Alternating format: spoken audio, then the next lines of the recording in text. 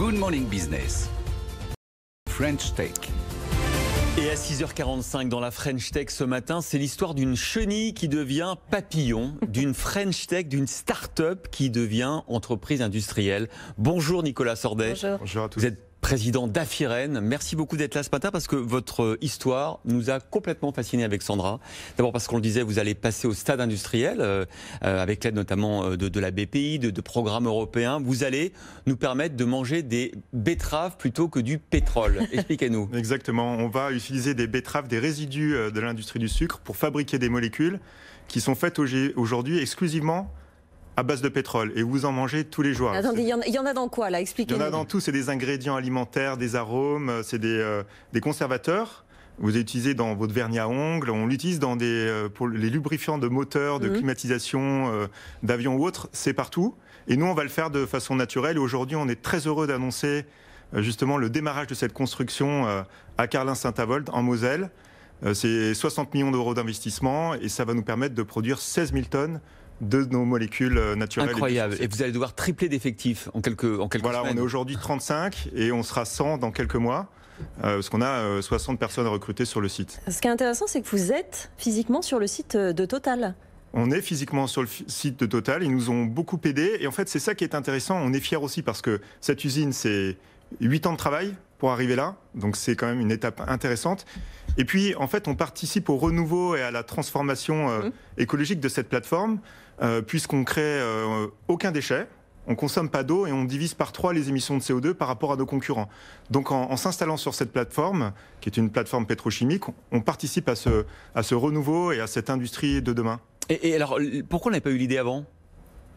On travaille dessus. J'ai un client qui m'a dit, ça fait 30 ans que je travaille pour faire une de ces molécules naturelles, mais j'y suis pas arrivé. La question, c'est d'arriver à être compétitif face au pétrole. Ça fait 60 ans qu'ils améliorent leur process. Comment est-ce qu'on y arrive? Et c'est là où, moi, c'est le message aussi que je veux faire passer. On a un écosystème incroyable en France, des pôles de compétitivité, BPI, on a beaucoup d'aides pour faire de la R&D. Voilà, et c'est comme ça qu'on y arrive. On voit avec notamment les insectes ce qui est en train de se passer. Insectes, on a notamment récompensé lors des BFM Awards. Voilà, et il y en a d'autres, mais en tout cas, on est en train de créer des leaders mondiaux. Voilà, c'est ce message positif dans cet environnement un peu compliqué aujourd'hui que j'aimerais faire passer. Donc ça veut dire, Nicolas Sordet, que vous croyez au message du gouvernement ou des acteurs de l'industrie qui disent on va arriver à réindustrialiser le pays, à relocaliser. Hier, Agnès Pannier-Runacher nous disait que relocaliser, ça ne voulait pas dire transférer des usines de Chine en France, mais avoir de nouveaux projets industriels.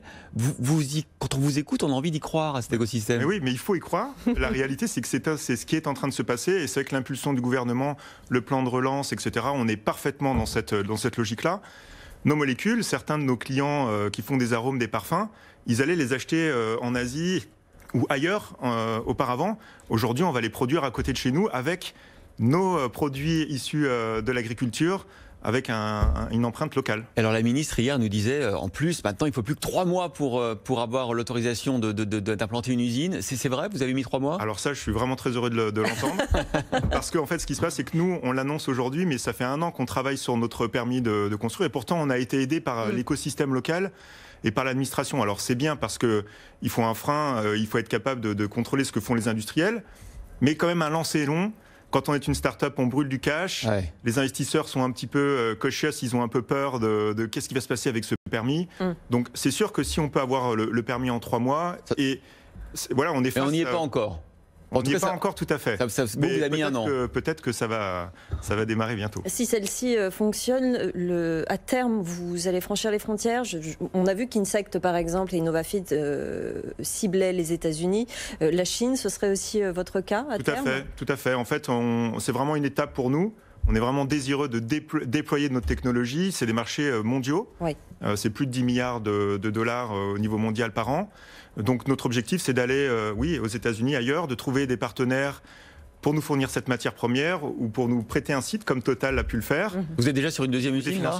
On commence à travailler dessus. Ah ouais. Voilà, donc on a 18 mois pour préparer ça et puis trouver des financiers qui vont nous aider aussi à passer ce stade-là et de devenir vraiment un acteur et un leader mondial pour nos produits.